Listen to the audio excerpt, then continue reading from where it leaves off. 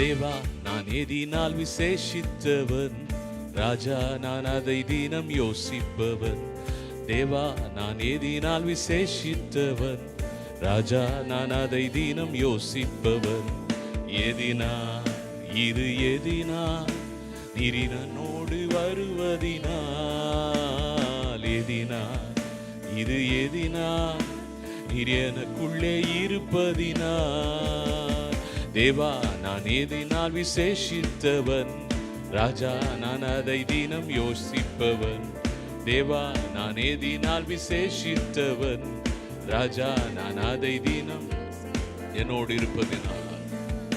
இது எதினால் நீர் என்னோடு இருப்பதினால், எதினால் இது எதினால் நீர் என்னோடு வருவதினால். மேகஸ்தம்பம் மேலிருந்து பாதுகாக்குது, பாதை காட்ட பகல் எல்லாம் கூட செல்லுது.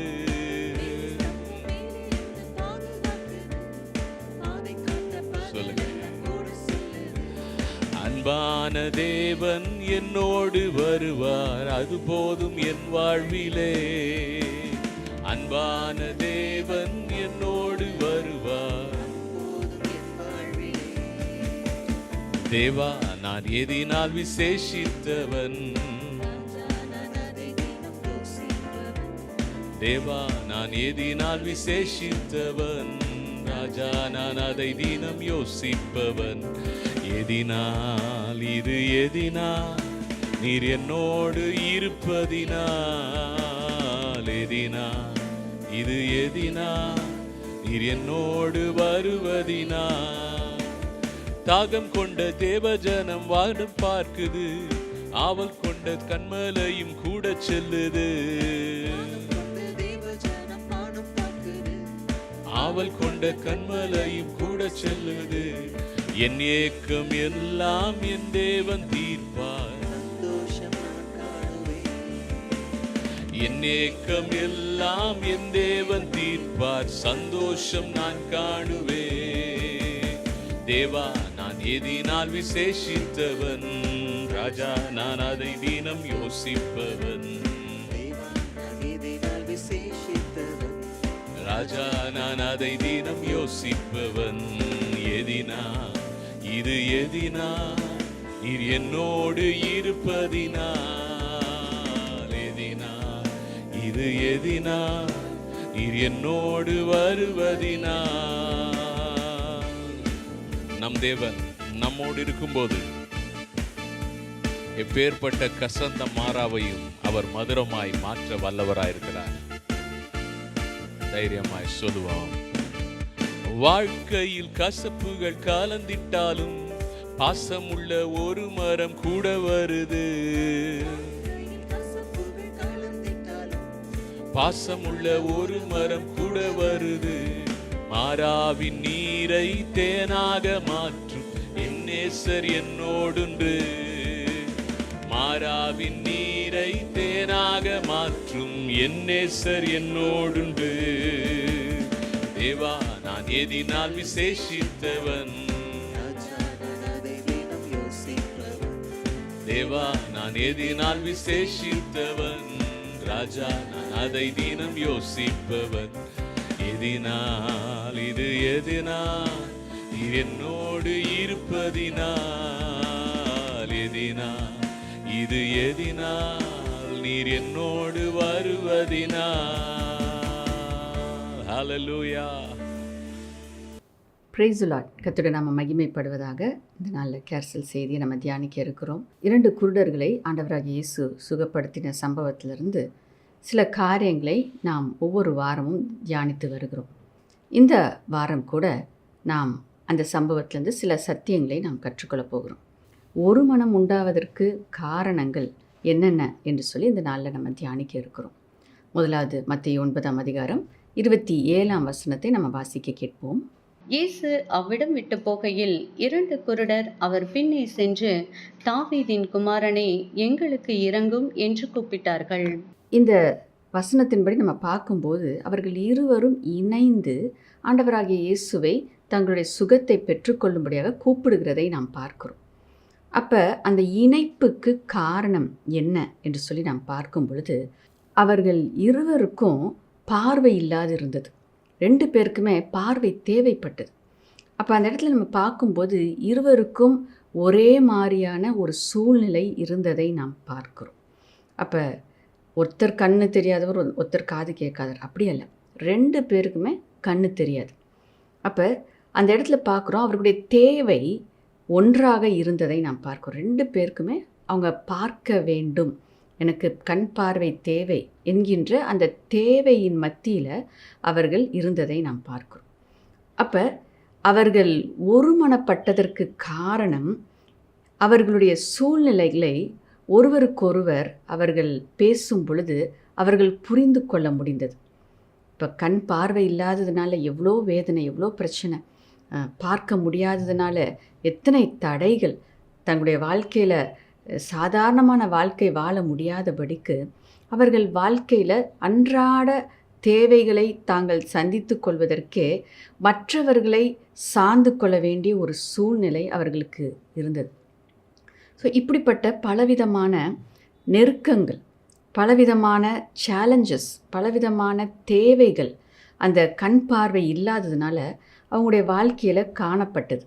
அப்போ அதை புரிந்து கொள்ளக்கூடியவர்கள் யாராக இருக்க முடியும் என்றால், அதே போல் ஒரு சூழ்நிலையில் கடந்து போகிறவர்களால் தான் அவர்களுடைய தேவை என்ன, அவர்களுடைய மனநிலை என்ன, அவர்களுடைய வேதனை என்ன என்பதை அறிந்து கொள்ள முடியும். ஆகவே தான் அவர்கள் இருவரும் அந்த இடத்துல ஒருமனப்பட முடிந்ததை நாம் பார்க்கிறோம். ஏனென்றால் அவர்களுடைய வேதனையை ஒருவருக்கொருவர் சொல்லி கொள்ளும்போது, இப்படிப்பட்ட சூழ்நிலை, இப்படிப்பட்ட நெருக்கம் அப்படின்னும் போது ஒருவருக்கு ஒருவர் தாங்கள் கடந்து போய்கொண்டு இருக்கிற அந்த சூழ்நிலையை அவங்க புரிந்து கொண்டு ஒருவருக்கு ஒருவர் ஆறுதலாக, ஒருவரை ஒருவர் பலப்படுத்தத்தக்கதாக அந்த இடத்துல அவர்களுக்குள் ஒரு மனம் உண்டானதை நாம் பார்க்கிறோம். ஆகையால் முதல் அந்த ஒரு மனத்துக்கு காரணம் அவருடைய தேவை ஒன்றாக இருந்தது. அப்போ நாம் சில நேரங்களில் சில பாதைகளை நம்ம கடந்து வந்திருப்போம். தேவன் நம்மை அந்த பாதையிலிருந்து தூக்கி எடுத்திருப்பார். நமக்கு ஒரு ரட்சிப்பை, ஒரு விடுதலையை கொடுத்திருப்பார். ஒரு வாக்குத்தத்தத்தை கொடுத்து நம்மை தேற்றி இருப்பார். அந்த வாக்குத்தத்தத்தை நம்ம விசுவாசிக்கும் போது அந்த வாக்குத்தத்தம் நம்முடைய வாழ்க்கையில் நிறைவேறுவதை நாம் பார்த்திருப்போம். ஆகையால் நாம் கடந்து வந்த பாதையில் இன்னும் மீட்கப்படாத ஜனங்களை நாம் பார்க்கும் பொழுது அவர்களுக்காக பரிதபிக்கிற ஒரு இருதயத்தை நாம் பெற்றுக்கொள்கிறோம். ஏனென்றால் நமக்கு தெரியும் அந்த பாதை எவ்வளோ கஷ்டமான பாதை, எவ்வளோ வேதனையான பாதை. அந்த பாதையிலேருந்து வெளியே வர முடியும், அதற்கு ஒரு வழி இருக்கிறது, அதை நான் பெற்றுக்கொண்டு இருக்கிறேன். அப்போ அவர்களுக்கும் அதை நான் சொல்ல வேண்டும் என்கின்ற ஒரு உணர்வு உண்டாவது அது நிச்சயமான ஒரு காரியமாக இருக்கிறது. ஆகையால் அதன் நிமித்தமாக அவர்கள் இருவருக்குள்ள ஒரு மனம் உண்டானது. நாமும் கூட நாம் விடுதலையாக்கப்பட்ட அந்த பகுதிகளில் இன்னும் அந்த விடுதலை பெற்றுக்கொள்ளாத ஜனங்களோடு நாம் அவர்களுக்கு போய் அவர்களுடைய சூழ்நிலை நான் புரிந்து கொண்டேன், நான் இந்த பாதையில் கடந்து வந்திருக்கிறேன், இந்த பாதையிலிருந்து மீண்டு வருவதற்கு, இந்த சூழ்நிலையிலிருந்து மீண்டு வருவதற்கு ஒரு வழி இருக்கிறது என்பதை நாம் சொல்லும்போது அவர்கள் நீங்கள் சொல்லுகிற அந்த காரியத்தை அவங்களோடு ஒப்பிட்டு பார்த்து, ஆமாம் இப்படி தான் என் சூழ்நிலை இருக்குது அப்படின்னு சொல்லிட்டு அவங்க சிந்திக்கும்போது அந்த ஒரு மனம் அந்த இடத்துல உண்டாகிறது. அந்த ஒரு மனதின் மூலமாக அவர்களுடைய சூழ்நிலை நீங்கள் புரிந்து கொண்டீங்க அப்படின்ற அந்த எண்ணமே ஒரு வாசலை, அவங்க இருதயத்தின் கதவை திறக்கக்கூடியதாய் இருக்கிறது. ஆகையால் அந்த எண்ணம், என்னுடைய சூழ்நிலையை அவங்க புரிந்து கொண்டாங்க அப்படின்ற அந்த எண்ணம் அவங்க மனக்கண்களை திறக்கக்கூடியதாக, நீங்கள் சொல்லுகிற அந்த வார்த்தை, நீங்கள் சொல்லுகிற அந்த சத்தியம், நீங்கள் சொல்லுகிற அந்த வாக்கு தத்தம் அவங்க இருதயத்துக்குள்ளே கடந்து சென்று அவர்களும் அந்த விடுதலை பெற்றுக்கொள்வதற்கு அது ஏதுவாய் மாறுகிறது. ஆகையால் தான் நாம் கடந்து வந்த பாதையை நம்ம நினைத்து பார்த்து அப்படிப்பட்ட சூழ்நிலையில் இருக்கிற ஜனங்களுக்கு நாம் போய் ஆறுதலை சொல்ல வேண்டும், நாம் போய் விசுவாச வார்த்தைகளை அவர்களுக்கு நாம் பேச வேண்டும். அது மிகவும் அவசியமான ஒரு காரியமாய் இருக்கிறது.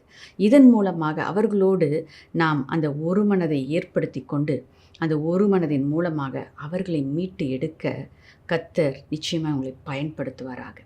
ஆகையால் அந்த சூழ்நிலைகளை நீங்கள் நினைத்து பார்த்து தேவனுக்கு நன்றி சொல்லி மற்றவர்களையும் மீட்டு எடுக்க கர்த்தர் உங்களுக்கு உதவி செய்வாராக. அடுத்ததாக 2வது காரியம் நாம் பார்க்கும்போது, அவர்கள் இருவரும் அந்த இடத்துல எனக்கு ஒரு தீர்வு வேண்டும் என்று ஒரு தீர்மானத்தை அவர்கள் எடுத்திருந்தார்கள். சில நேரத்தில் அந்த சூழ்நிலைகளின் நெருக்கம் இருக்கும்போது, இல்லை பல வருடங்களாக ஒரு பிரச்சனை நம்ம ஃபேஸ் பண்ணி கொண்டு இருக்கிறோம். எத்தனையோ காரியங்கள் ட்ரை பண்ணியும் அந்த காரியத்திலேருந்து ஒரு விடுதலை பெற்றுக்கொள்ள முடியாத ஒரு சூழ்நிலையில் இருக்கும்போது, ட்ரை பண்ணுறதே ஜனங்கள் விட்டுறாங்க, சோர்ந்து போயிடுறாங்க. என் வாழ்க்கையில் இப்படி தான் போல் இருக்குது, நான் என் வாழ்க்கை முழுவதும் இந்த பலவீனத்தையோ இந்த பிரச்சனையோ நான் சுமந்து கொண்டு தான் போகணும் போல் இருக்குது அப்படின்னு ஒரு மனநிலைக்குள்ளே கடந்து வரும் பொழுது, அந்த இடத்துல அவர்கள் விடுதலை பெறுவதற்கு வாய்ப்பில்லாமல் போகிறது. ஆகையால் இங்கே நம்ம பார்க்கும்போது அப்படிப்பட்ட ஒரு மனசோர்வுக்குள்ளே அவங்க இல்லை. ஒருவேளை அப்படிப்பட்ட மனசோர்வுக்குள்ளே இருந்தாலும் அவர்கள் இருவரும் இணைந்து ஒருமனப்பட்டதின் மூலமாக, இல்லை இனி நாங்கள் இப்படி இருக்க போகிறது இல்லை, இந்த சூழ்நிலையிலிருந்து இந்த பிரச்சனையிலிருந்து நாங்கள் மீண்டு வரப்போகிறோம், இதற்கு என்ன செய்யணுமோ அதை நாங்கள் செய்ய போகிறோம் அப்படின்னு சொல்லிட்டு ஒரு தீர்மானத்தை அவர்கள் எடுத்தார்கள். ஆனால் சிலருடைய வாழ்க்கையில் நம்ம பார்க்கும்போது, சிலர் பார்க்குறோம், நல்ல எல்லா நன்மையான காரியங்கள், அவங்களுக்கு வேண்டிய காரியங்கள் எல்லாம் இருக்கும். அப்படின்னா ஒரு சொகுசு தளத்துக்குள்ளே அவர்கள் அப்படியே தங்கி விடுகிறதை நாம் பார்க்குறோம். எழும்பி பிரகாசிக்க மாட்டாங்க, எழும்பி ஆண்டவருக்காக செயல்பட மாட்டாங்க. அவங்க எனக்கு இது போதும், இந்த ஆசீர்வாதம் போதும், இந்த நன்மை போதும், நான் நினச்சது எனக்கு கிடச்சிருச்சு அப்படின்ற வாழ்க்கையில் இருப்பாங்க. ஆனால் இங்கே நம்ம பார்க்கும்போது பிசாசு என்ன பண்ணுறான், இதை ஒரு சொகுசு தளமாக எப்படி அதில் தங்கி விடுகிறார்களோ, அதே போல் இந்த பிரச்சனை இது உன் வாழ்க்கையிலேருந்து இது பிரிக்கவே முடியாது, இதில் தான் நீ வாழ்ந்தாகணும் அப்படின்ற ஒரு மனநிலையை போட்டு அந்த லைஃப்பில் அவங்க செட்டில் ஆகிறதுக்கு பிசாசு தவறான எண்ணங்களை அவங்க சிந்தனையில் போட்டு வைப்பதினால, என் வாழ்க்கை இவ்வளோ தான், நான் என் வாழ்க்கை முழுவதும் இந்த பிரச்சனையோடு தான், அந்த வியாதியோடு தான் நான் இருந்தாகணும். சில நேரத்தில் டாக்டர் சொல்கிறாங்க இல்லைங்களா, இந்த வியாதிக்கு தீர்வே கிடையாது, இல்லை ஆயுசு நாட்கள் முழுவதும் நீங்கள் இந்த மாத்திரையை போட்டுக்கிட்டே தான் இருக்கணும். ஸோ இப்படிப்பட்ட வார்த்தைகள் மனிதர்களுடைய வாழ்க்கையில் அவர்கள் கேட்டு கேட்டு கேட்டு இனி என் வாழ்க்கை இப்படி தான் அப்படின்னு சொல்லிட்டு ஒரு தவறான முடிவுக்குள் ஜனங்கள் கடந்து வருகிறாங்க. அந்த வாழ்க்கையே எனக்கு போதும் அப்படின்னு அதுலேயே செட்டில் ஆயிடுறாங்க. ஸோ அப்படிப்பட்ட சூழ்நிலையில் இராதபடிக்கு நாம் எழும்ப வேண்டியவர்களாய் நாம் இருக்கிறோம். ஏனென்றால் ஆண்டவராகிய இயேசுவே 38 வருஷம் அங்கே அந்த பெதஸ்தா குளத்தில் சுகத்தை பெற்றுக்கொள்ள முடியாமல் அங்கே இருந்த அந்த மனிதனை பார்த்து ஆண்டவராகிய இயேசு கேட்குறார், நீ சுகமடைய விரும்புகிறாயா? அப்போ காரணம் என்ன? அவ்வளோ வருஷம் அந்த பலவீனத்தில் எந்திரிச்சு நடக்க முடியாமல் படுத்த படுக்கையாக அந்த இடத்துல அப்படியே கிடந்து, இதிலிருந்து நான் வெளியில் வரணுமா, நான் என்ன செய்ய போகிறேன் அப்படின்ற ஒரு எண்ணத்துக்குள்ளே அந்த மனிதன் கடந்து போய் சோர்ந்து போய் கிடக்கிறதை ஆண்டவராகிய இயேசு அங்கே பார்த்தார். அது மட்டுமல்ல, அந்த மனிதனிடத்தில் ஆண்டவராகிய இயேசு அதை கேட்ட பொழுது அவர் சொன்ன காரியம், எனக்கு உதவி செய்ய யாரும் இல்லை, நான் சுகமடையணும்னு விரும்புகிறேன், ஆனால் என்னை கொண்டு போய் அந்த குளத்தில் இறக்குவதற்கு, முதல் நபராக இறக்குவதற்கு, அந்த தூதன் தண்ணீரை கலக்கின உடனே என்னை இறக்குறதற்கு யாருமே இல்லை. நான் சுகத்தை பெற்றுக்கொள்ள வாஞ்சிக்கிறேன், ஆனால் என்னால் சுகத்தை பெற்றுக்கொள்ள முடியல அப்படின்னு அந்த மனிதன் சொன்ன பொழுது இயேசு உடனடியாக அந்த மனிதனுக்கு சுகத்தை கொடுத்தார். ஆகையால் இந்த இடத்துல நம்ம புரிந்து கொள்ள வேண்டிய காரியம், என் பிரச்சனையை நானே வச்சுக்கிறேன், நான் யார்கிட்டையும் சொல்ல மாட்டேன் அப்படி இல்லாதபடிக்கு, இல்லை இந்த பிரச்சனையோடு தான் என் வாழ்க்கை, இதோடு நான் வாழ்ந்துட்டு போகிறேன் அப்படின்னு ஒரு தீர்மானத்துக்குள்ளே நம்ம வராதபடிக்கு சத்துரு இப்படிப்பட்ட எண்ணங்களை விதைக்கிறவனாக இருக்கிறான். இப்படிப்பட்ட எண்ணங்களை, நெகட்டிவான எண்ணங்களை கொடுத்து தேவன் நமக்காக வைத்திருக்கிற ஆசீர்வாதத்தை, சுகத்தை, நன்மையை நாம் பெற்றுக்கொள்ளக்கூடாதபடிக்கு அவன் தடை பண்ணி போடுகிறவனாக இருக்கிறான். உன் வாழ்க்கை இவ்வளோதான், உனக்கு இதிலேருந்து மீண்டு வர முடியாது அப்படின்ற எண்ணங்களுக்கு நீங்கள் இடம் கொடாதிருப்பீர்களாக. ஏனென்றால் தேவன் நாம் ஆசீர்வாதமாய் வாழ வேண்டும், சுகத்தோடு வாழ வேண்டும், பலத்தோடு வாழ வேண்டும் என்று அவர் நமக்காக சகலவற்றையும் சிலுவையில் செய்து முடித்து விட்டார். இனி நாம் அதை விசுவாசிக்கும் போது அதை நாம் சுதந்திரித்து கொள்ள முடியும். ஆனால் பிசாசு அதை நாம் விசுவாசிக்காதபடிக்கு இப்படிப்பட்ட தடைகளை, எண்ணங்களை அவன் கொண்டு வந்து போடுகிறவனாய் இருக்கிறான். ஆகையால் இப்படிப்பட்ட எண்ணங்களிலிருந்து நாம் வெளியே வரணும். நாம் அதை மேற்கொண்டு இந்த தடைகளை நாம் தகர்த்து எறிந்து என்னால் சுகத்தை பெற்றுக்கொள்ள முடியும், எனக்கு தேவன் ஒரு வழியை வைத்திருக்கிறார் என்று நீங்கள் விசுவாசித்து எழும்பும் பொழுது கர்த்தர் உங்களுடைய வாழ்க்கையில் நிச்சயமாய் அற்புதத்தை செய்கிறவராய் இருக்கிறார். யாக்கோபு 4ஆம் அதிகாரம் 7ஆம் வசனத்தை நம்ம வாசிக்க கேட்போம். ஆகையால் தேவனுக்கு கீழ்ப்படிந்திருங்கள், பிசாசுக்கு எதிர்த்து நில்லுங்கள், அப்பொழுது அவன் உங்களை விட்டு ஓடி போவான். இந்த வசனத்தில் பார்க்குறோம். ஸோ அப்படிப்பட்ட எண்ணங்களை பிசாசு விதைக்கும் பொழுது நாம் என்ன செய்ய வேண்டும்? தேவனுடைய வார்த்தைக்கு கீழ்ப்படியணும், ஆண்டவருடைய வார்த்தையை விசுவாசிக்கணும், நம்பணும். ஆண்டவர் எனக்கு சுகம் கொடுப்பான்னு சொன்னால் நான் சுகத்தை பெற்றுக்கொள்ள முடியும் அப்படின்றத நம்ம நம்பி செயல்படணும். அதே நேரத்தில் நம்ம பார்க்குறோம், பிசாசுக்கு எதிர்த்து நில்லுங்கள், அப்பொழுது அவன் உங்களை விட்டு ஓடிப்போவான். அப்போ இந்த இடத்துல நம்ம பார்க்கும்போது சத்ருவானவன் இப்படிப்பட்ட எண்ணங்களை விதைக்கும் பொழுது அந்த எண்ணத்திற்கு நாம் இடம் கொடாதபடிக்கு, ஆமாம் ஆமாம் அப்படிதான் அப்படின்னு அதை நாம் ஏற்றுக்கொள்ளாதபடிக்கு நம்ம என்ன பண்ணோம்? அப்படிப்பட்ட எண்ணம் வரும்போது, அப்படிப்பட்ட எண்ணத்தை பிசாசு விதைக்கும் போது அது அப்படி அல்ல என்று சொல்லி தேவனுடைய வார்த்தையை நம்ம பேசி அதற்கு எதிர்த்து நிற்க வேண்டும். அந்த வார்த்தை, அவன் சொல்கிற அந்த காரியங்கள் என் வாழ்க்கையில் நிறைவேறாது, ஏனென்றால் தேவனுடைய வார்த்தை இப்படியாக சொல்லுகிறது அப்படின்னு சொல்லிட்டு நீங்கள் தேவனுடைய வார்த்தையை முன்பாக ஒரு ஷீல்டாக நீங்கள் பயன்படுத்தி தேவனுடைய வார்த்தையை உங்களுக்கு முன்பாக வைத்து இதுதான் சத்தியம், இதுதான் என் வாழ்க்கையில் நடக்கும் அப்படின்னு சொல்லிட்டு நீங்கள் அந்த பிசாசு போடுகிற எண்ணத்திற்கு நீங்கள் எதிர்த்து இந்த வார்த்தையை கொண்டு நிற்க வேண்டும். ஒருவேளை சுகம் வேண்டும் என்றால் ஆண்டவர் நமக்கு வேதத்தில் வாக்குத்தத்தம் கொடுத்திருக்கிறார். என்னுடைய தழும்புகளால் நீங்கள் சுகமாகி விட்டீர்கள், சுகமாவீர்கள் அப்படின்னு பழைய ஏற்பாட்டில் இருக்குது. ஆனால் சுகமாகி விட்டோம் என்று சொல்லி நமக்கு புதிய ஏற்பாட்டில் வாக்குத்தத்தம் இருக்குது. அப்போ நம்ம சுகமாகி விட்டோம் என்றால் நாம் பலவீனமாக இருக்க முடியாது. அவரோட எனக்காக சிலுவையில் பாடுகளை சுமந்து தீர்த்து விட்டார், வியாதிகளை சுமந்து தீர்த்துட்டார். இனி நான் சுமக்க வேண்டிய அவசியம் இல்லை. இந்த எண்ணம், இந்த சொல், இல்லை மனிதர்கள் பேசுகிற காரியம் என் வாழ்க்கையில் நடக்காது அப்படின்னு சொல்லிட்டு நீங்கள் எதிர்த்து நிற்கும் பொழுது வசனம் சொல்லுகிறது, பிசாசு உங்களை விட்டு ஓடி போவான். ஹல்லேலூயா. அப்போ நீங்கள் தேவனுடைய வார்த்தையை கொண்டு நீங்கள் அதை விசுவாசித்து நீங்கள் செயல்படும் பொழுது சத்ரு இப்படிப்பட்ட எண்ணங்களை உங்களுடைய வாழ்க்கையில் விதைக்க இடம் நீங்கள் கொடுக்காத பொழுது நீங்கள் ஜெய வாழ்க்கை வாழ்வீர்கள். நிச்சயமாக நீங்கள் இந்த சூழ்நிலையை மேற்கொண்டு தேவனுடைய வார்த்தை என்ன சொல்லுகிறதோ அந்த ஆசீர்வாதத்தை உங்கள் வாழ்க்கையில் நிச்சயமாய் நீங்கள் பார்க்க முடியும். ஏனென்றால் வசனம் அதை தான் சொல்லுகிறது. 1 யோவான் 4ஆம் அதிகாரம் 17ஆம் வசனம்.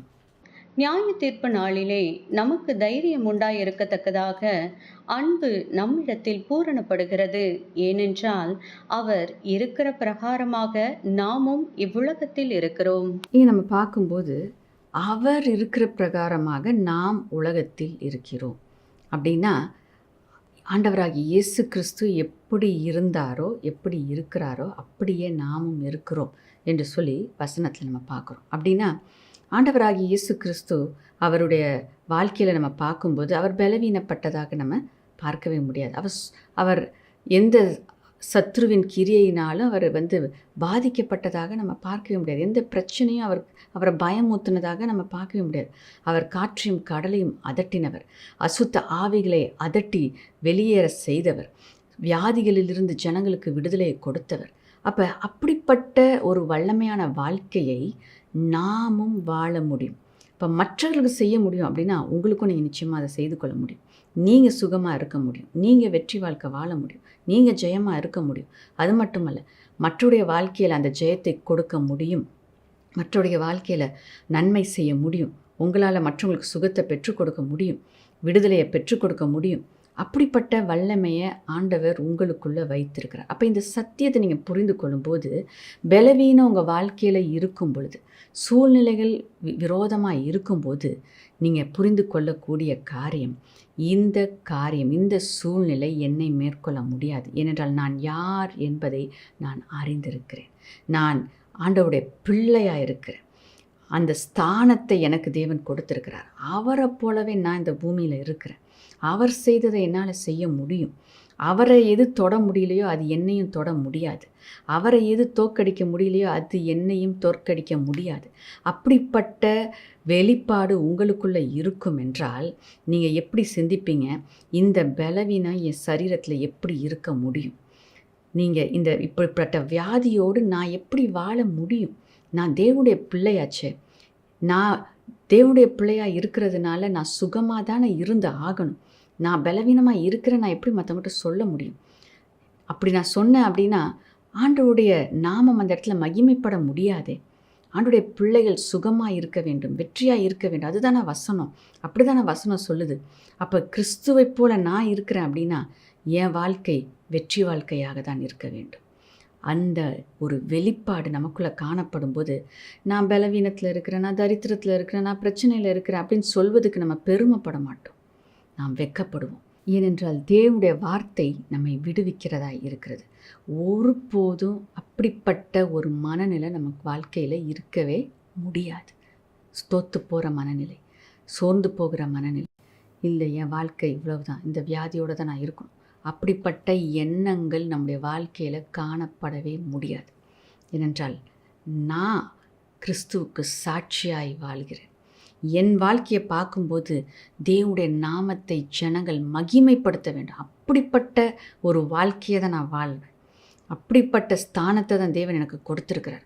அப்படின்ற ஒரு தீர்மானத்தோடு நீங்கள் இருப்பீர்கள் என்றால், அந்த வசனத்தின் வெளிப்பாடோடு நீங்கள் வாழ்வீர்கள் என்றால் உங்களுடைய சூழ்நிலை நிச்சயமாய் மாறும். நீங்கள் எதிர்பார்ப்பீர்கள். உங்களை விடுதலையை நீங்கள் எதிர்பார்ப்பீங்க. உங்கள் சுகத்தை நீங்கள் எதிர்பார்ப்பீங்க. அதற்காக என்ன செய்யணும் அதை நீங்கள் செய்வீங்க. ஆண்டுடைய வார்த்தைக்கு கீழ்ப்படிங்க அப்படின்னா ஆண்டுடைய வார்த்தை என்ன சொல்கிறதோ அதை நீங்கள் எதிர்பார்த்து அதற்கேற்ற காரியங்களை செய்வீங்க. சுகத்தை பெற்றுக்கொள்வதற்கு ஏதுவான காரியங்கள், நான் சுகமாக இருக்கிறேன் என்று எழும்பி நீங்கள் செயல்பட துவங்குவீங்க. கர்த்தர் உங்களுக்கு விடுதலையை கொடுப்பார். அந்த இருவரையும் பார்த்து ஆண்டவர் சொன்ன காரியம், நீங்கள் உங்களுக்கு சுகத்தை நீங்கள் பெற்றுக்கொள்வீங்கன்னு சொன்னப்போ அவர்கள் பெற்றுக்கொண்டார்கள். அப்போ அந்த இடத்துல நம்ம பார்க்குறோம், அவர்கள் எதிர்பார்த்ததை அவர்கள் பெற்றுக்கொண்டார்கள். அவர்கள் விசுவாசத்தோடு எதிர்பார்த்து செயல்பட்டார்கள். அந்த இடத்துல சோர்ந்து போகிறப்போட சூழ்நிலை இருந்துச்சு. கூப்பிட்டப்போ ஆண்டவர் கேட்காதது போல் வீட்டுக்கு போயிட்டார். ஆனால் வீடு வரைக்கும் கடந்து சென்று அங்கே போய் சுகத்தை அவர்கள் பெற்றுக்கொண்டார்கள். அப்போ வார்த்தையை விசுவாசித்து அவர்கள் செயல்பட்டார்கள். செயல்பாடு, அப்போ வார்த்தையின்படி நடப்பது அது அவசியம். அப்போ வார்த்தையின்படி நாம் நடக்கும் பொழுது அந்த இடத்துல நம்முடைய விசுவாசத்தை நாம் செயல்படுத்துகிறோம். நாம் விசுவாசத்தை செயல்படுத்தும் போது நிச்சயமாய் நம்முடைய வாழ்க்கையில் அற்புதம் நடக்கும். மார்க் 9:23 நம்ம வாசிக்க கேட்போம். இயேசு அவனை நோக்கி, நீ விசுவாசிக்க கூடுமானால் ஆகும், விசுவாசிக்கிறவனுக்கு எல்லாம் கூடும் என்றார். உன்னால் விசுவாசிக்க முடியும் அப்படின்னா எல்லாமே நடக்கும் அப்படின்னு ஆண்டவர் சொல்கிறார். அப்போ தேவனுடைய வார்த்தையை நாம் விசுவாசிக்கும் பொழுது, அவர் மேல் நம்பிக்கை நாம் வைக்கும்போது நம்முடைய வாழ்க்கையில் எல்லாமே நடக்கும். நிச்சயமாக நடக்கும். எல்லாமே நம்முடைய வாழ்க்கையில் நமக்கு சாதகமாக இருக்கும், நன்மையாக இருக்கும், வெற்றியாக இருக்கும். அப்படிப்பட்ட வாழ்க்கை வாழும்படியாக தான் தேவன் நம்மை அழைத்திருக்கிறார். கிறிஸ்தவர்கள், கிறிஸ்துவை உடையவர்கள், கிறிஸ்துவை பிரதிபலிக்கிறவர்கள், கிறிஸ்து நமக்குள்ளே இருக்கிறார் என்கின்ற வெளிப்பாடோடு இருக்கிறவர்கள் இப்படிப்பட்ட வாழ்க்கையை தான் வாழ்வார்கள். வெற்றி வாழ்க்கையை தான் வாழ்வார்கள். அவர்கள் ஆசீர்வாதமாக தான் இருப்பார்கள். அவருடைய வாழ்க்கை மனிதனுடைய வாழ்க்கையை போல இருக்காது. அவருடைய வாழ்க்கை அசாதாரணமான வாழ்க்கையாக இருக்கும். அவங்கள பார்க்கும்போதே நம்ம சொல்லலாம், இவங்க வித்தியாசமானவர்கள், இவங்க வாழ்க்கையில் தீமை அண்டவே முடியலை. எத்தனை பேர் தீமை செய்யணும்னு நினச்சாங்க, ஆனால் யாராலையும் கிட்ட நெருங்க முடியல. இவங்க விசேஷித்தவர்கள், இவர்கள் பாதுகாப்பாக இருக்கிறவர்கள், இவர்கள் வெற்றியாளர்கள், இவர்களுடைய வாழ்க்கையில் ஆசீர்வாதம் தான் இருக்குது, ஆசீர்வாதத்தின் மேல் ஆசீர்வாதம் தான் இருக்குது, மகிமையின் மேல் மகிமைக்குள்ளே தான் அவங்க கடந்து போகிறாங்க அப்படின்னு சொல்லத்தக்க வாழ்க்கையை நிச்சயமாய் நாம் வாழ முடியும். எப்பொழுது? நாம் விசுவாசிக்கும் பொழுது. விசுவாசிக்க கூடுமானால் நீ விசுவாசி. அப்பொழுது எல்லாவற்றிலும் நாம் தேவனுடைய மகிமையை காண முடியும். கலாத்தியர் 5:20. விக்கிரகாராதனை, பில்லி சூனியம், பகைகள், விரோதங்கள், வைராக்கியங்கள், கோபங்கள், சண்டைகள், பிரிவினைகள், மார்க்க பேதங்கள். இந்த இடத்துல நம்ம பார்க்கும்போது ஒரு பட்டியல் கொடுக்கப்பட்டிருக்கு. இப்படிப்பட்டவர்கள் பரலோக ராஜ்யத்துக்குள்ளே பிரவேசிக்க முடியாது அப்படின்னு சொல்லிட்டு நீங்கள் பின்னாடி வாசித்து பார்த்தீங்கன்னா இருக்கும். அப்போ இந்த பட்டியலில் காணப்படுகிற ஒரு காரியம் ஆங்கில வேதாகமத்தில் நீங்கள் பார்க்கும்போது செல்ஃபிஷ் ஆம்பிஷன் அப்படின்ற ஒரு காரியம் கொடுக்கப்பட்டிருக்கு. செல்ஃபிஷ் ஆம்பிஷன் அப்படின்னு பார்க்கும்போது சுயநலமான குறிக்கோள்கள். இப்போ நான் சுகத்தை பெற்றுக்கொள்ளணும் அப்படின்னா, அப்போ நான் எதற்காக சுகத்தை பெற்றுக்கொள்ளணும்னு நான் நினைக்கிறேன்? என்னுடைய நன்மைக்காக, நான் நல்லா இருக்கணும், நான் சந்தோஷமாக இருக்கணும், நான் ஆசீர்வாதமாக இருக்கணும், அதுக்காகவா? அப்போ அது என்ன பார்க்குறோம்? தன்னுடைய காரியத்துக்காக, தன்னுடைய நலனுக்காக. அப்போ தனக்காக ஒரு காரியம் வேணும் அப்படின்னு நம்ம செயல்படும்போது அது நமக்கு ஆசீர்வாதத்தை உண்டு பண்ணாதபடிக்கு, பரலோக ராஜ்யத்துக்கே அது ஒரு தடையாக மாறி போகிற அளவுக்கு அந்த காரியம் இருக்கிறதை நம்ம பார்க்குறோம். அப்போ சுயநலமான வாழ்க்கை நமக்கு இருக்கக்கூடாது. இப்போ ஏன் நம்ம அற்புதத்தை பெற்றுக்கொள்ளணும் நம்ம நினைக்கிறோம்? ஒன்று, ஆண்டோடைய நாமத்துக்கு நம்ம மகிமையாக இருக்கணும். இன்னொன்று, இந்த சுகத்தை பெற்றுக்கொண்டு அவருக்காக நான் ஜீவிக்க வேண்டும். யோவான் 11:4 வாசிக்கலாம். இயேசு அதை கேட்டபொழுது, இந்த வியாதி மரணத்துக்கு ஏதுவாய் இராமல் தேவனுடைய மகிமை விளங்குகிறதற்கு ஏதுவாய் இருக்கிறது.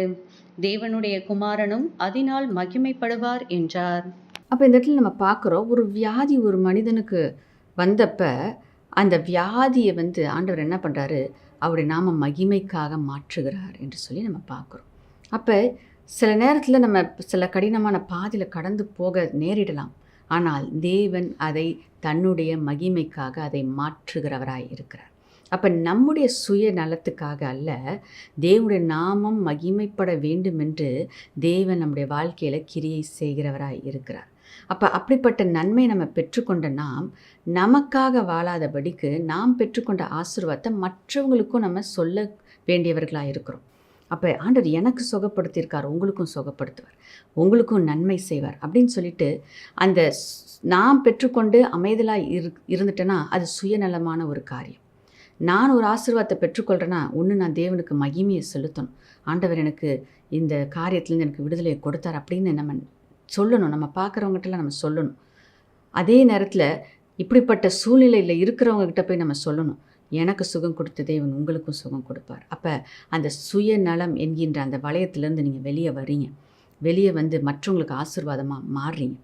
அதை தான் தேவன் நம்மிடத்துலேருந்து எதிர்பார்க்கிறவராய் இருக்கிறார். யோவான் 9:1-3 நம்ம வாசிக்க கேட்கலாம். அவர் அப்புறம் போகையில் பிறவி குருடனாகிய ஒரு மனுஷனை கண்டார். அப்பொழுது அவருடைய சீசர்கள் அவரை நோக்கி, ரபி, இவன் குருடனாய் பிறந்தது யார் செய்த பாவம்?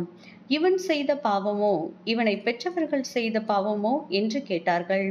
இயேசு பிரதியுத்தரமாக, அது இவன் செய்த பாவமும் அல்ல, இவனை பெற்றவர்கள் செய்த பாவமும் அல்ல. தேவனுடைய கிரியைகள் இவனிடத்தில் வெளிப்படும் பொருட்டு இப்படி பிறந்தான். ஆகையால் இங்கே நம்ம பார்க்கும்போது தேவன் செய்கிற ஒவ்வொரு காரியத்துக்கும் ஒரு பின்னணி இருக்கிறது. எல்லாவற்றையும் அவர் அவருடைய நாம மகிமைக்காக செயல்படுத்துகிறவராய் இருக்கிறார். சில நேரத்தில் எனக்கு ஏன் இப்படி, ஏன் அவங்களுக்கு அப்படி அப்படின்னு சில கேள்விகளெல்லாம் நம்ம கேட்குறோம்.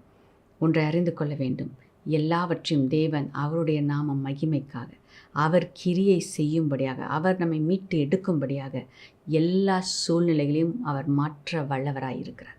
இந்த சூழ்நிலை ஆண்டவரால் மாற்ற முடியாதுன்னு எந்த சூழ்நிலையுமே கிடையாது. எல்லாவற்றையும் அவர் மாற்ற வல்லவர்.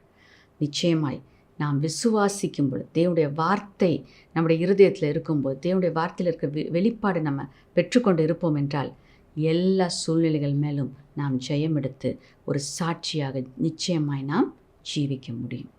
அடுத்ததாக அந்த இருவரும் ஒருமனப்பட்டதற்கு காரணம், அவர்கள் இருவரும் ஒரே வழியை தெரிந்து கொண்டார்கள். தன்னுடைய சுகத்தை பெற்றுக்கொள்வதற்கு ஒரே பாதையை தெரிந்து கொண்டார்கள். ஏனென்றால் நம்ம பார்க்குறோம், சுகத்தை பெற்றுக்கொள்வதற்கு டாக்டர்கிட்ட போயிருக்கலாம், ஸோ பலவிதமான காரியங்களை அவங்க ட்ரை பண்ணியிருந்திருக்கலாம், மந்திரவாதிகிட்ட கூட போயிருந்திருக்கலாம். ஆனால் அவர்கள் மேபி அதை ட்ரை பண்ணினாங்களா இல்லை ட்ரை பண்ணலையா என்பது நமக்கு தெரியாது. ஆனால் அவர்கள் பார்வை இன்னும் அடையவில்லை. ஆகையால் அவர்கள் ஒரு தீர்மானத்தை எடுக்கிறாங்க, இயேசுவினிடத்தில் நாம் போக வேண்டும், அவர்தான் என்னோடக்கு வழி. ஸோ அவர்கிட்ட போய் நான் சுகத்தை பெற்றுக்கொள்ள போகிறேன் அப்படின்ற தீர்மானத்தை இருவரும் எடுத்தபடியினால் அவங்களுக்குள்ள ஒரு மனம் காணப்பட்டுச்சு. அப்போ இயேசுவை நாம் மையமாய் கொண்டிருக்கும்போது அந்த இடத்துல ஒரு மனம் உண்டாகிறது. தங்களுடைய விடுதலைக்கு இயேசுதான் வழி என்பதை அவர்கள் அறிந்து கொண்டார்கள். யோவான் 14ஆம் அதிகாரத்தில் நம்ம பார்க்குறோம், நானே வழியும் சத்தியமும் ஜீவனுமாக இருக்கிறேன். இஸ் த வே, அவர்தான் வழி. அப்போ அதை தெரிந்து கொண்ட பொழுது, இயேசுவே வழி என்பதை அவர்கள் தெரிந்து கொண்ட பொழுது அவங்களுக்குள்ள ஒரு மனம் உண்டாச்சு. என்னுடைய சுகம் அவர் மூலம் மட்டும்தான். ஸோ அந்த வழியை அவர்கள் தெரிந்து கொண்டார்கள், 2 பேரும் தெரிந்து கொண்டாங்க. அதனால் ஒருமனப்பட்டு அவர்கள் இயேசுவை தேடி வந்து சுகத்தை பெற்றுக்கொண்டார்கள். யோவான் 10ஆம் அதிகாரம் 9ஆம் வசனத்தை நம்ம வாசிக்க கேட்கலாம். நானே வாசல், என் வழியாய் ஒருவன் உட்பிரவேசித்தால் அவன் ரட்சிக்கப்படுவான், அவன் உள்ளும் புறமும் சென்று மேய்ச்சலை கண்டடைவான். அமேன். இங்கே ஆண்டவராகிய இயேசு கிறிஸ்து சொல்லுகிற காரியம், நானே வாசல், என்னுடைய உள்பிரவேசிக்கிறவன் உள்ளும் புறமும் சென்று மேய்ச்சலை கண்டடைவான். அதை தான் இவர்கள் பெற்றுக்கொண்டார்கள். இயேசுவே வழி என்பதை அறிந்து கொண்டபடினால இயேசுவினிடத்தில் வந்து அவர்கள் முழுமையான மேய்ச்சலை, நன்மையை அவர்கள் பெற்றுக்கொண்டார்கள். பார்வையை அவர்கள் பெற்றுக்கொண்டார்கள். ஆசீர்வாதத்தை அவர்கள் பெற்றுக்கொண்டார்கள். ஆகையால் அவர் வழி என்பதை அறிந்து கொண்டு என்ன பிரச்சனையா, என்ன வியாதியா, எப்படிப்பட்ட பயங்கரமான சூழ்நிலை, எப்படிப்பட்ட கடனில் நீங்கள் நெருக்கி கொண்டு இருந்தாலும், மரண பள்ளத்தாக்கில் நீங்கள் இருந்தாலும், பாதாளத்தில் நீங்கள் இருந்தாலும், உங்களை தூக்கிவிட முடியவே முடியாது, யாருக்கும் திராணி இல்லை நீங்கள் நினச்சா கூட தேவனால் உங்களை விடுவிக்க முடியும். அவர் ஒருவரே வழியாய் இருக்கிறார். நீங்கள் பலவிதமான வழிகளை நீங்கள் முயற்சி செய்திருக்கலாம். ஆனால் இயேசு வழி என்பதை அறிந்து கொண்டு அவரிடத்தில் நீங்கள் ஓடி வரும் பொழுது நிச்சயமாய் அற்புதத்தை உங்கள் வாழ்க்கையில் நீங்கள் பார்ப்பீர்கள். அவர்கள் பெற்றுக்கொண்டார்கள், நீங்களும் பெற்றுக்கொள்வீர்கள். கடைசியாக எபேசியர் 4ஆம் அதிகாரம் 11ஆம் வசனத்தை நம்ம வாசிக்க கேட்போம். மேலும் நாம் அனைவரும் தேவனுடைய குமாரனை பற்றும் விசுவாசத்திலும் அறிவிலும் ஒருமைப்பட்டவர்களாகி கிறிஸ்துவினுடைய நிறைவான வளர்ச்சியின் அளவுக்கு தக்க பூரண புருஷராகும் வரைக்கும் நாம் அனைவரும் ஆண்டவராகிய இயேசு கிறிஸ்து, அவர் தான் குமாரனாக இருக்கிறார், அவர் மேல் விசுவாசம் உள்ளவர்களாய் இருக்கும்படியாகவும் அவரை குறித்த அறிவில் ஒருமனப்பட்டவர்களாய் நாம் இருக்கும்படியாகும். அப்போ விசுவாசத்தில் ஒருமனப்பட்டு நாம் விசுவாசிக்கும் பொழுது அவர் நன்மையை நம்முடைய வாழ்க்கையில் செய்கிறவராக இருக்கிறார். நாம் விசுவாசத்தில் ஒருமனப்பட வேண்டும் என்று தேவன் விரும்புகிறார். யார் மேலே? கிறிஸ்துவின் மேல் நாம் விசுவாசம் உள்ளவர்களாக இருக்கும்போது, யாரெல்லாம் கிறிஸ்துவை விசுவாசிக்கிறாங்களோ அவங்களுக்குள்ள ஒரு மனம் உண்டாகுது. அதுதான் நம்ம ஐக்கியம் நம்ம பார்க்குறோம் இல்லைங்களா? சபை என்கின்ற ஐக்கியத்தில் ஒரு மனதை நாம் பார்க்கிறோம். ஏனென்றால் எல்லாருக்குமே மையம் இயேசு தான். இயேசுவை விசுவாசிக்கிறார்கள், இயேசுவை உயர்த்துகிறார்கள், இயேசுவை மகிமைப்படுத்துகிறார்கள். அப்போ அந்த இடத்துல இயேசு தான் மையமாக இருக்கிறார். அதன் மூலமாக தான் அந்த இடத்துல ஒரு மனம் உண்டாகிறது. அந்த ஒரு மனதை தேவன் விரும்புகிறார். அவரை மையமாய் கொண்டு அவர் மேல் விசுவாசத்தை வைத்து அவருடைய விசுவாசத்தில் நாம் பெருகும்படியாக, அந்த விசுவாசத்தின் மூலமாக ஒரு மனம் உண்டாகும்படியாக தேவன் வாஞ்சிக்கிறவராய் இருக்கிறார். ஆகியால் விசுவாசத்தில் நிலை நிற்போம். விசுவாசத்தின் மூலமாக ஒரு மனம் உண்டாகட்டும். ஒரு மனத்தின் மூலமாக அநேக நன்மைகளை நாம் பெற்றுக்கொள்வோம்.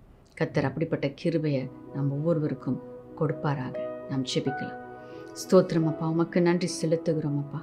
உடைய கிருபைக்காக நாங்கள் நன்றி செலுத்துகிறோம். நீர் நல்லவர், நீர் பெரியவர் அப்பா. உம்மால் செய்யக்கூடாத காரியம் ஒன்றுமில்லை ராஜா. இந்த நாளில் கத்தாவே அப்பா ஒருமனப்படும் பொழுது அப்பா கத்தாவே நீர் நன்மை செய்கிறீர். ஒரு மனதற்கு காரணமாக இருக்கிற அப்பா சில காரியங்களை இன்றைக்கி நாங்கள் தியானித்தோம் அப்பா.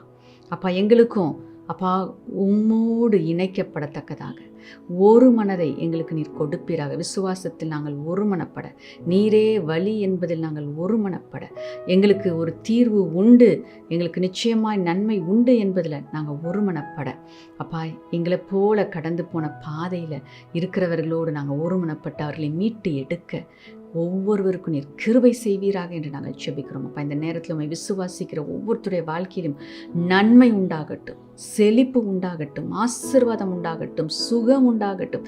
இயேசுவின் நாமத்தினால அற்புதம் நடக்கட்டும் அப்பா. அப்பா அவர்கள் நெகட்டிவான எண்ணங்களை விட்டுவிட்டு இயேசுவின் நாமத்தினால இயேசுடைய வார்த்தைகளை விசுவாசிக்கிற இந்த வேளையில், வாக்குத்தத்தங்களை விசுவாசிக்கிற இந்த வேளையில் அவர்களுக்குள்ள இருக்கிற அந்த வெளிப்பாடை அப்பா நீர் உறுதிப்படுத்தி, அப்பா சத்ருவை எதிர்த்து நிற்கத்தக்கதான வல்லமையும் பலனையும் இந்த நேரத்தில் நீர் ஒவ்வொருவருக்கும் கொடுத்து அவர்களை வெற்றியாளர்களாய் நீர் மாற்றுவீராக என்று நாங்கள் ஜெபிக்கிறோம். நீர் செய்கிறதற்காக நாங்கள் நன்றி செலுத்துகிறோம். உமக்கே துதி, கன, மகிமை எல்லாவற்றையும் ஏறெடுக்கிறோம். இயேசுவின் நாமத்தில் பிதாவே, ஆமென். நம்ம சேர்ந்து சொல்லலாம். என் ஆத்துமாவே கர்த்தரை ஸ்தோத்திரி, என் முழு உள்ளமையுடைய பரிசுத்த நாமத்தை ஸ்தோத்திரி. என் ஆத்துமாவே கர்த்தரை ஸ்தோத்திரி, அவர் செய்த சகல உபகாரங்களையும் மறவாதே. ஆமென். God bless you. கர்த்தர் உங்களை ஆசீர்வதிப்பாராக.